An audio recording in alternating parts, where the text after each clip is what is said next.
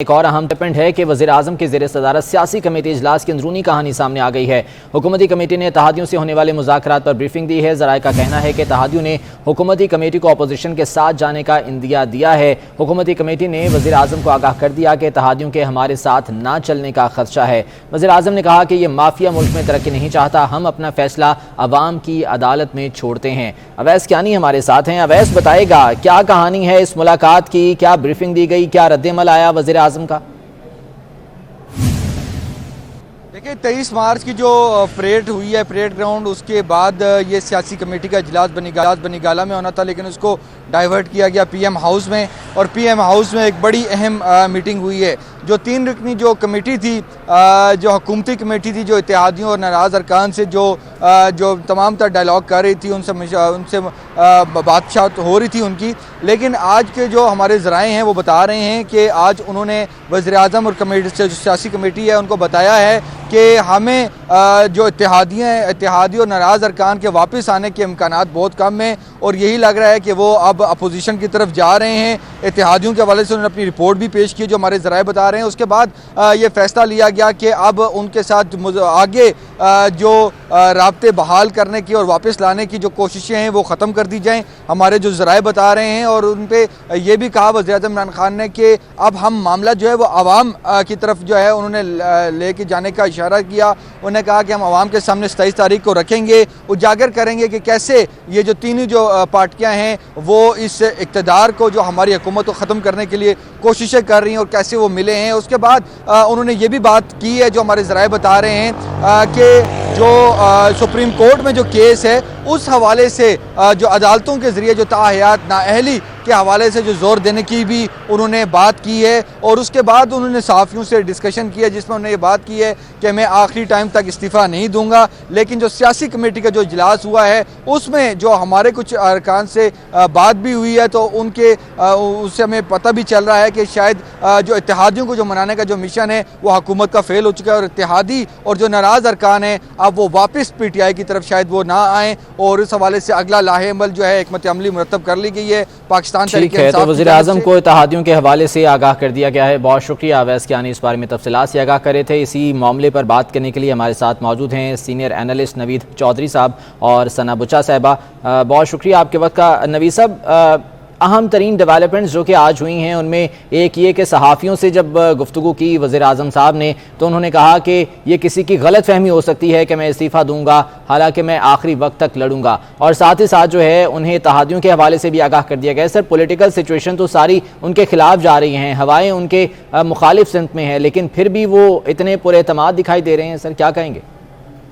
नहीं, एतमाद तो ये नहीं है। देखिए, अब अगर हम ये समझें कि वो फौरी तौर पर इस्तीफा देकर घर बैठ जाएंगे या साइडलाइन हो जाएंगे तो ये भी मुमकिन नहीं होता। आफ्टर ऑल इतनी मेहनत के बाद उनको लाया गया था। वो खुद कहते हैं 22 साल जद्दोजहद है उनकी, और हमको आपको पता है कि 22 साल जद्दोजहद में कौन कौन इनके साथ था, कैसे इन्हें लाया गया। तो यकीनन वो कोशिश तो यही करेंगे कि जब तक तहरीक अदम एतमाद या उनके खिलाफ आ जाए या उन्हें एतमाद का वोट देने का मौका मिले और वो वहां भी वोट पूरे ना हो, तो उस वक्त तक वो इंतजार तो करेंगे। तो ये जो बातें वो कर रहे हैं कि मैं क्या अभी इस्तीफा दे दूं, मैं अभी भाग जाऊं या ये करूं, तो ये बातें करना उनकी मजबूरी है। देखिए, पब्लिक के पास जाने के सिवा उनके पास अभी कोई रास्ता नहीं है। वो ये समझ रहे हैं कि अगर मैं एजिटेट करूंगा जैसे मैं पहले करता रहा हूँ, गो के पहले बहुत सारी कुर्तें इनकी सपोर्ट में होती थी। ये पाकिस्तान के वहां अपोजिशन लीडर थे जिनको रियासती इदारे मीडिया से लेकर सड़कों तक हर जगह पर इस तरह सपोर्ट करते थे कि हुकूमत जो है वो घबरा जाती थी, दुबक कर बैठ जाती थी। अब सूरत हाल वो नहीं होगी, तो ये कोशिश कर रहे हैं कि कुछ जलसे के जरिए कोई ऐसा दबाव क्रिएट करने की कोशिश करें कि जिसके दबाव में ना सिर्फ सियासी जमातें बल्कि रियासती इदारे भी आ जाए। ये मुमकिन नहीं है। आज की जो गुफ्तगू है वो ऐसी बहुत ही दिलशिकस्ता की अलामत है खुद उनकी जमात के लिए भी, जिसमें बता दिया गया है कि इत्तेहादी जमातों से ज्यादा तोक़ा रखी जाए।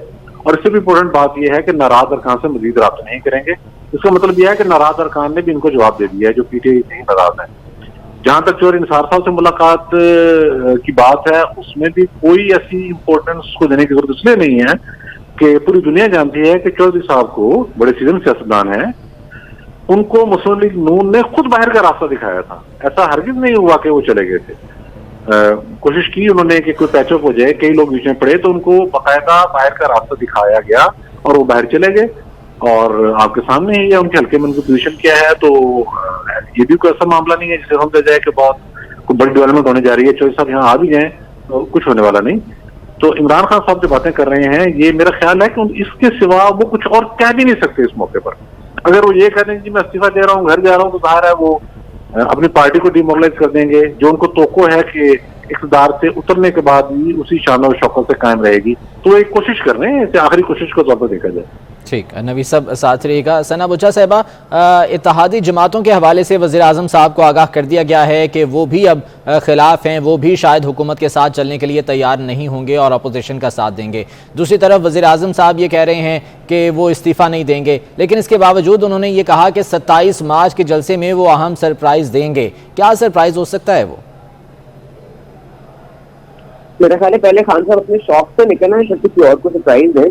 तो अभी तक वो डिसबिलीफ और शौक में है, इस कैफियत में दूसरों को सरप्राइज ना दें। और मेरा ख्याल है कि अब खान साहब के पास ऐसी कोई चीज करने को रह नहीं गई जो हमारे लिए सरप्राइजिंग हो, जिस पार्टी की बुनियाद गाली पर रखी हो, दलील नहीं दलील किया जाता हो, जब जहाँ पे आपको इल्जाम तराशी का पूरा पूरा हक हो, दूसरी दलील के साथ ही बात करें तो दूसरा बिकाऊ है, बिका हुआ है, किसी का पेड स्लेव है, नौकरानी है। ये तमाम जो चीजें, ये पिछले 20-22 साल की जद्दोजहद की बात करते हैं, 20-22 साल की तो गालियां खा रहे हैं हम। तो मेरा ये ख्याल है कि खान साहब को समझना चाहिए कि सियासत है, ये क्रिकेट का मैच नहीं है जिसमें एक बॉल बची और आपको 6 रन चाहिए तो शायद आप छक्का मार लें।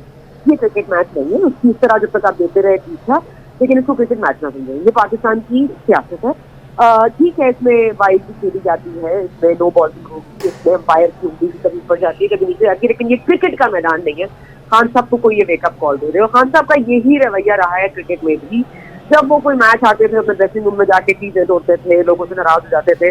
आप मैच नहीं जीत सकते इस तरह, आप दोबारा मतलब मैच नहीं खेल पाएंगे, वो हार गए आप मैच। अगला मैच आप अच्छी इनिंग्स के साथ खेलें तो शायद आपको कोई जीत मिल जाए, लेकिन उस हारे हुए मैच को आप जीत में नहीं तब्दील कर सकते। खान साहब का यही मसला है, डिनायल। तो पहले वो डिनायल से निकले, फिर किसी को सरप्राइज करें। मेरा ख्याल है कि मतलब अब तो मेरा ख्याल है अपने आप को मजीद एम्बैरेस करना ही है। अगर खान साहब बोलते चले जाएं तो अपने आप को मजीद एम्बैरेस ना करें, जा तो वो रहे हैं, एम्बैरेस होके ना जाए। फिलहाल तो 27 मार्च का बहुत ज़्यादा चर्चा किया जा रहा है पीटीआई की जानिब से। देखना यह है कि 27 मार्च को कौन सा सरप्राइज लेकर आते हैं। बहुत शुक्रिया। सना बुच्चा साहब हमारे साथ मौजूद थी, नवीद चौधरी साहब हमारे साथ मौजूद थे, आपका बहुत शुक्रिया। सलीम बुखारी साहब हमारे साथ मौजूद थे, अहमद वली साहब हमारे साथ मौजूद थे, आपका भी बहुत शुक्रिया।